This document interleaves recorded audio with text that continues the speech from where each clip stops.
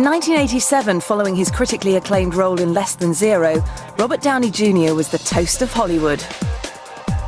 But behind the scenes, his drug use was spiralling, leaving him at odds with longtime sweetheart Sarah Jessica Parker. He was dating Sarah Jessica Parker, and she left him because she just couldn't deal with him anymore. Shortly after his split with Sarah Jessica, Robert met Deborah Faulkner. After a whirlwind 42-day courtship, they married. Robert was also cashing in on his stardom, but not necessarily picking the best films. After Less Than Zero, Robert Downey Jr. appeared in several high-profile movies, Air America, Soap Dish. Some of them did well, some of them did not. Very few of them sort of remember today as particularly good movies. In the late 80s, he is taking roles and he's distracted by other things in his life, and it's a tragedy. Few would have believed at that point that Downey was on the verge of the part of a lifetime. In 1991, Sir Richard Attenborough was casting his biopic of Charlie Chaplin. Hollywood A-listers Robin Williams, Billy Crystal and Dustin Hoffman read for the lead, but to the surprise of Hollywood, Attenborough wanted Robert. People know what Charlie Chaplin looks like, the movements of Charlie Chaplin. It's a really tough role for any actor to conquer. And the studio did not want to go with Robert Downey Jr. I mean, Robert Downey Jr. at that point was really known for being on Saturday Night Live and some 80s teen movies. He wasn't the kind of person you'd think would be headlining a Richard Attenborough epic. I mean, he wasn't a British actor, he wasn't a theatrically trained actor, he was a complete shot in the dark in terms of casting. The studio ended up backing out of the film, which left Attenborough to go and raise his financing himself. And it took 10 months for him to do it. And while he was working on that, Robert had all this free time. And he read everything he could about Chaplin. And he even learned how to play tennis left-handed, how to play the violin left-handed. He threw himself into this role. And it really says a lot about his dedication to his job as an actor. Robert would later say that he cleaned up his act for Chaplin. Downey delivered a stunning performance in the role, earning himself an Oscar nomination for Best Actor. I don't know what to think. It's my first time. I think it was really to Richard Attenborough's credit to stick with Robert Downey Jr. There's this scene in Chaplin in the beginning of the movie, and he's just like falling down and doing all these acrobatic, slapstick kind of comedy things, and he just nails it.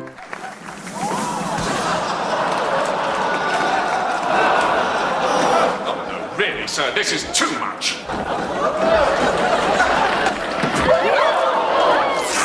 Kindly remember, sir, this is a place of entertainment. Chaplin really showed that when handed those roles where he's required to be, someone completely different, then he can do it with aplomb.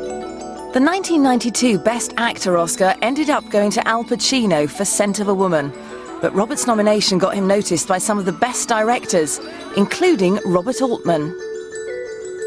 Altman cast him in his 1993 Shortcuts. Actors love to work with Robert Altman. If you say to Robert Altman, I have an idea for this character, he'll talk to you about it. It's a collaborative process. He lets you go where you want to go with it. And for somebody like Robert Downey Jr., that's probably perfect.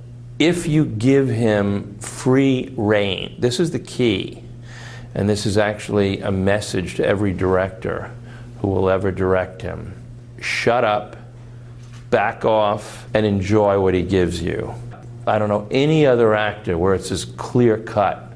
Let him show you what he wants to show you, and don't impose anything on him unless he's open to it and asks for it. Robert took his free rein to nearly manic levels for his next role in Oliver Stone's film Natural Born Killers. I actually love Robert Downey Jr. in Natural Born Killers. In many ways, while it's a morally dubious film, I think one would have to say, he's terrific in it. He plays this crazy TV tabloid-style host of a show, and I mean that film, by all accounts, was an unhinged experience. Robert Downey Jr. completely committed to that role, completely committed to that film. Life is a hunt. I've seen it. I was there when the hit the fan at Grenada. I saw it all go down at Grenada.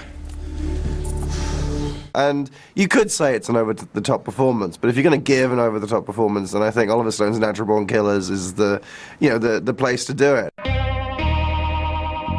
By this time, it was clear that Downey had returned to drugs, and not even his first child could change things. In September of 1993, his wife Deborah gave birth to a son, Indio. But Downey fell further into darkness and soon started using heroin. Robert Downey Jr. has said that it's around the time of his performance in Home for the Holidays, which was directed by Jodie Foster, that he started using heroin and also using drugs on set. He's not responding at all. Mom, I have got the best trendy booze for you. It's apple cinnamon liqueur. We're pushing it all over the Northeast this year. It's a huge hit, but you get it first because you are Del Larson, trendsetter. Spin, Mommy. Spin, Mommy. And Jodie Foster knew what was going on, and she actually staged a sort of mini intervention. And she went up to him and said, like, I know what you're doing, and you know I know what you're doing. He basically just blew her off. She wasn't upset with the dailies. She got the work, she got the performance, but she was probably very upset about, well, what's happening with him now? Where's Robert going to go? This is getting serious.